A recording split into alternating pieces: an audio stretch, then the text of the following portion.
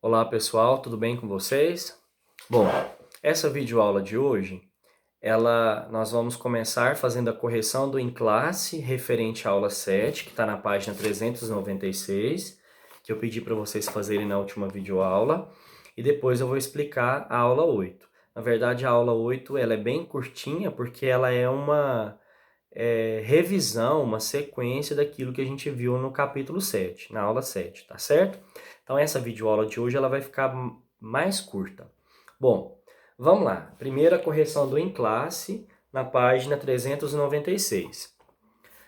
A paleontóloga Diana Mussa classificou como pertencentes a um grupo de pinheiros primitivos os fósseis de plantas encontradas na região próxima à atual cidade de Uberlândia, em Minas Gerais.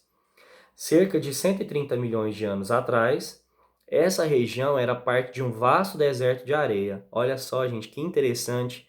A nossa região aqui já foi um deserto de areia.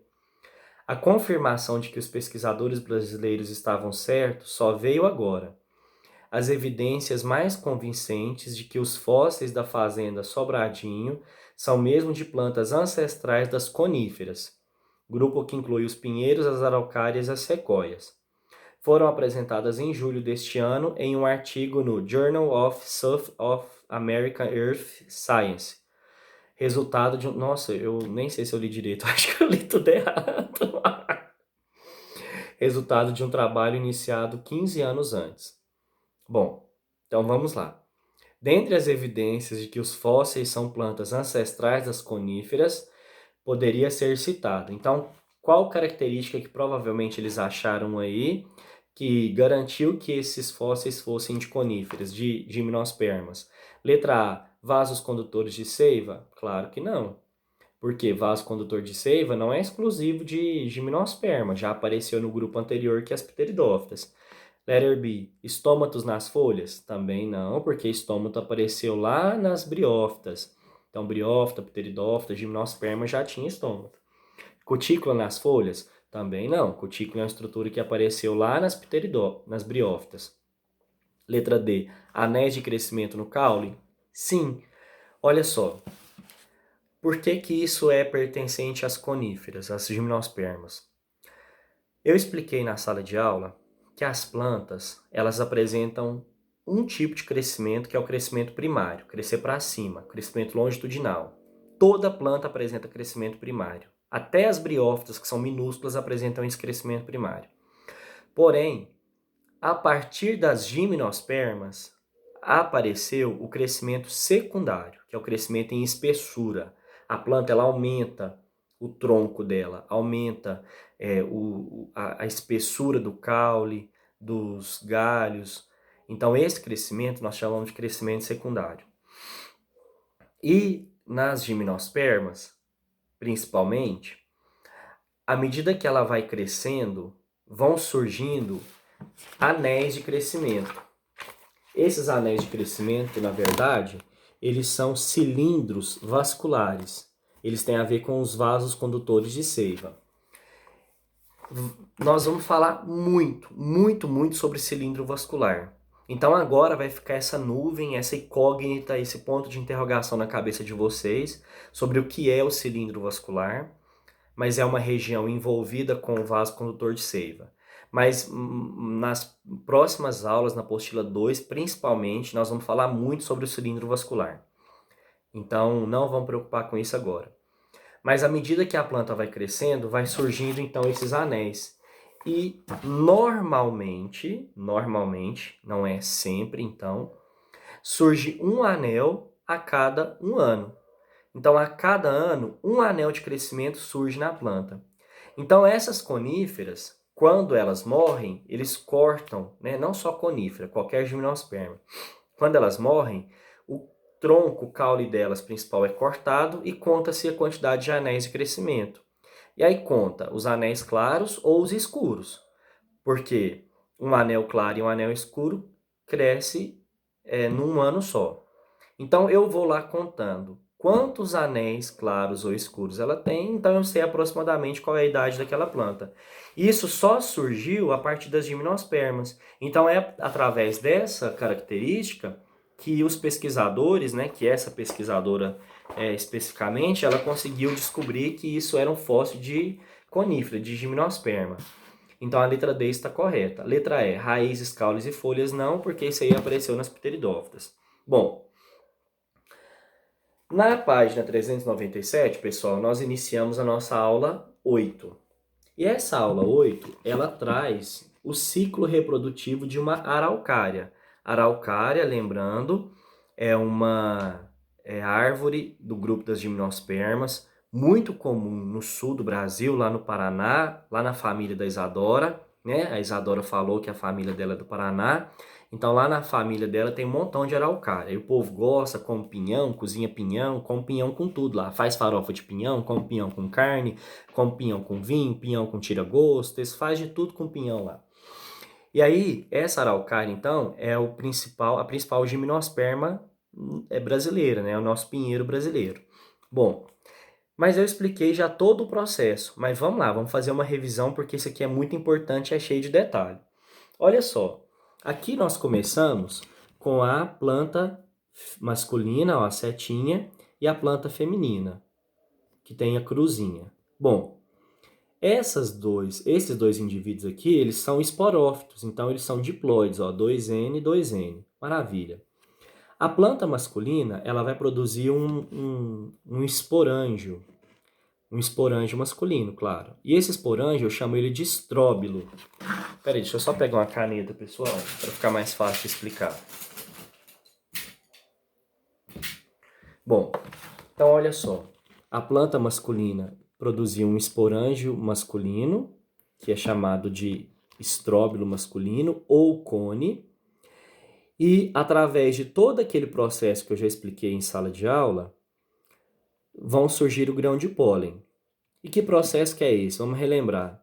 Aqui no esporângio, que é diploide, nós vamos ter um grupo de células, a gente chama de células-mãe, que vão sofrer meiose.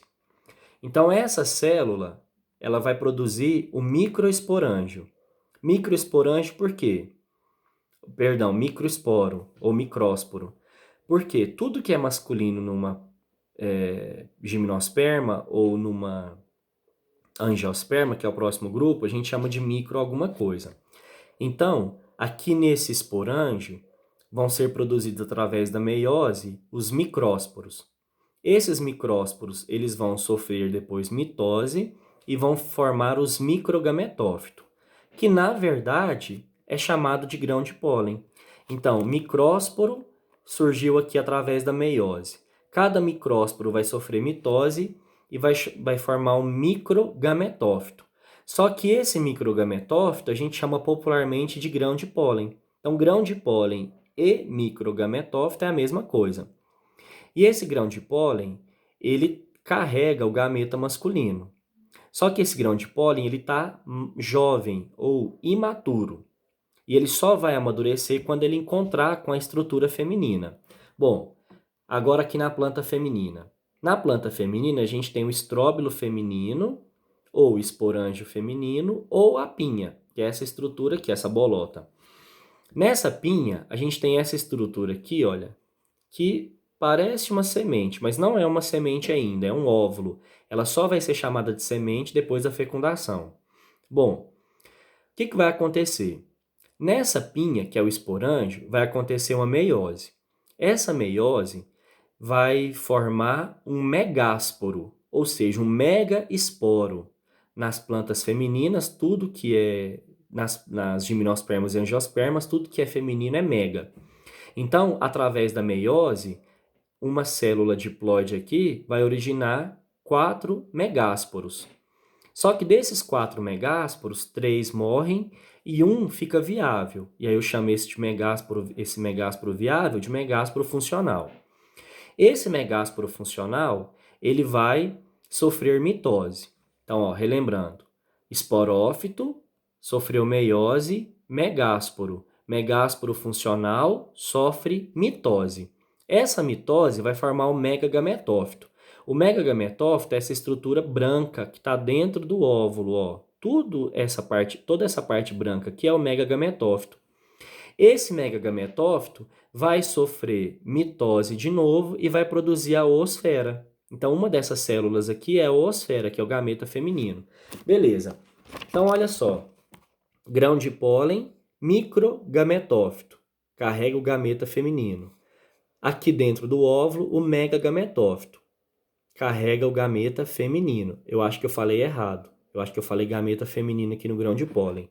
É gameta masculino. Então, grão de pólen é o microgametófito. Esse grão de pólen carrega o gameta masculino. Aqui dentro do óvulo tem o megagametófito. Dentro desse megagametófito nós temos o gameta feminino. Quando esse grão de pólen, que é imaturo ou jovem, entra aqui nessa abertura, o que vai acontecer? Ele vai amadurecer, vai desenvolver uma estrutura chamada tubo polínico. Esse tubo polínico, ele vai transportar o gameta masculino que está no grão de pólen até a oosfera. E aí, depois que isso acontece, ocorre a fecundação. O núcleo gamético que estava dentro do grão de pólen encontra com a oosfera, ocorreu fecundação. Depois que ocorre essa fecundação, olha só, o zigoto, que é o resultado do encontro da oosfera com o núcleo gamético do grão de pólen, vai originar o zigoto, e esse zigoto vai se desenvolver e vai formar o embrião. E aí toda essa estrutura aqui, olha, que era óvulo, se transforma em semente. Então isso aqui é semente. E essa parte branca aqui, vocês lembram o nome dessa parte branca? É o megagametófito. E esse megagametófito, o que ele vai virar? Reserva nutritiva, ele vai virar endosperma. Endosperma é o que nutre o embrião. Então, esse embrião aqui, pessoal, ele pode ficar vários meses ou até anos aqui dentro. E ele tem que ficar vivo. Para ele se manter vivo, ele tem que se alimentar. De que ele vai se alimentar? Do megagametófito, do endosperma nutritivo que tem aqui dentro dessa semente. Então, megagametófito, depois da fecundação, vira endosperma, ou seja, uma estrutura nutritiva, né? Um megagametófito nutritivo. Pessoal, eu não sei se eu comentei, eu acho que sim, que essa questão da semente, do embrião não germinar, é bem interessante. Dependendo da espécie, pode ficar vários dias, vários meses, vários anos sem germinar e vai se manter vivo. E aí, eu não lembro se eu comentei, mas eu acho que sim, tem algumas plantas que o embrião ele fica viável dentro da semente por 13 séculos. Tem uma angiosperma, que dá uma flor linda, provavelmente vocês já ouviram falar, chamada flor de lótus. A flor de lótus, ela produz uma semente que fica em dormência por até 13 séculos. Então, olha só que interessante. Durante esses 13 séculos, né, 1.300 anos, o embrião está guardadinho dentro da semente, sem germinar e está vivo. Do que ele está se alimentando? Do endosperma, que não é o mesmo aqui das gimnospermas. Nas angiospermas é outra coisa, depois eu vou explicar. Mas olha só que interessante, né? O quanto esse endosperma é importante. Ele nutre o embrião. E aí, quando essa semente cair no solo e encontrar condições ideais, aí vai germinar e vai formar o esporófito e começa tudo de novo. Tá bom? Então, é uma revisão do que nós vimos na última videoaula. Bom, agora essa semente, ela tem que se espalhar, ela tem que se dispersar. Porque o que acontece? Todo indivíduo, ele tem, toda espécie, né, ele tem como objetivo se espalhar no meio ambiente. Quanto mais ele se espalha, quanto mais território ele conquista, melhor é. Maior é a garantia da sua sobrevivência. Porque ele vai diminuir a competição, ele vai encontrar locais com maior disponibilidade de alimento. Porém, as plantas, elas não conseguem se deslocar para espalhar suas sementes. Eu já comentei sobre isso, né? Eu acho que eu comentei na última videoaula, não me lembro. Mas o que acontece? Já que elas não conseguem espalhar, essas plantas dependem de agentes dispersores de sementes. Ou seja, animais ou até mesmo o vento, né, em alguns casos, vão espalhar essas sementes no ambiente onde essas plantas vivem. Isso vai garantir que essas plantas germinem longe da planta mãe. E aqui na página 398, nós temos 3 exemplos de animais da nossa fauna que são dispersores do pinhão. Nós temos aqui a cutia. Essa cutia corre cutia de noite e de dia, debaixo da cama, essa mesma. Essa cutia, o que ela faz? Ela pega o pinhão e não come na hora. Ela armazena, ela enterra alguns pinhões. Só que ela acaba esquecendo onde ela enterrou. Ela enterra para poder comer depois, para formar um estoque. E olha só que interessante, ela enterrou a semente já está prontinha para germinar. Então, muitas araucárias germinam, e não é só araucária não, é um montão de árvore que germina dessa forma, através de animais que enterram as sementes. Então, essa cutia, ela vai ajudar a espalhar a semente do pinhão aí por todo o ambiente onde essa planta é nativa. Depois tem esse papagaio de peito roxo, que come o pinhão, mas ela acaba deixando cair parte da semente, e aí assim se espalha, né, vai para longe da planta mãe. E a gralha azul, que faz a mesma coisa que o papagaio do peito roxo. A gralha azul, olha só que ave bonita, é o único corvo brasileiro, é a única espécie de corvo nativa do Brasil. E a gralha faz a mesma coisa, ela pega o pinhão para comer, acaba deixando alguns pinhões caírem, né? E aí esse pinhão vai caindo longe da planta mãe e vai germinar. Só que tem um problema. Essa gralha azul, ela está entrando em extinção na região sul do Brasil. Por quê? Está diminuindo a quantidade de araucária. E olha só, é um ciclo. Se diminui a quantidade de araucária, diminui a quantidade de pinhão, diminui a quantidade de gralha azul. Se diminui a quantidade de gralha azul, diminui a quantidade mais ainda de pinhão, de araucária, porque não tem gralha azul para espalhar esses pinhões. E por que isso está acontecendo? Como que começou isso? Por causa da agricultura. Então, os pés de araucária, as árvores de araucária, muitas foram derrubadas para poder abrir espaço para as lavouras. E aí, então, o número de pinhões diminuiu, a quantidade de alimento para gralha azul diminuiu, a população de gralha azul diminui por causa da falta de alimento. E aí isso leva a uma diminuição maior ainda no número de araucárias. Então tem todo um trabalho de preservação dessa gralha azul para tentar não deixar essa espécie entrar em extinção e também para ajudar a espalhar as araucárias aí no ambiente de forma natural. Beleza? Bom, então nós terminamos a videoaula de hoje. Ah, pessoal, o que tem dentro da semente que nutre o embrião? Tem proteínas, tem carboidratos, mas principalmente tem lipídio. Esses lipídios, esses óleos, é a maior fonte, a maior reserva de alimento que o embrião tem. E aí, esses lipídios, eles vão sendo transformados em carboidratos num ciclo metabólico que acontece dentro da semente, e aí o embrião vai se alimentando. Quando o embrião germina, aí ele não precisa mais da semente, aí ele passa a fazer fotossíntese e produz o seu próprio alimento. Bom, então nós terminamos a aula de hoje. O que eu quero que vocês façam? Façam o em classe da página 398 e 399, atividade mínima, atividade complementar e o plural, tá certo? E aí na próxima videoaula eu explico esse capítulo, corrijo os exercícios, tá bom? Qualquer dúvida que vocês tiverem, deixem aqui nos comentários que fica mais fácil para mim responder do que vocês me mandarem pelo WhatsApp, tá certo? Então é isso aí, grande abraço, tchau.